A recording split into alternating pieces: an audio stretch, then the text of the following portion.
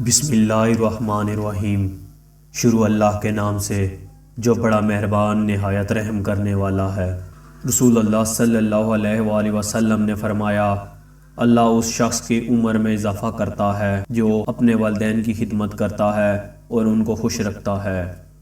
رسول اللہ صلی اللہ علیہ وآلہ وسلم نے فرمایا، تمہاری موت کئی مرتبہ تمہارے پاس آ چکی ہوتی ہے، لیکن تمہارا اپنا رشتہ داروں سے اچھا سلوک کرنا ہر تمہاری موت کو ٹال دیتا ہے۔ حضرت شفیق بلخی رحمۃ اللہ علیہ فرماتے ہیں، 3 باتیں ایسی ہیں جو لوگ زبان سے ادا کرتے ہیں مگر عمل اس کے خلاف کرتے ہیں۔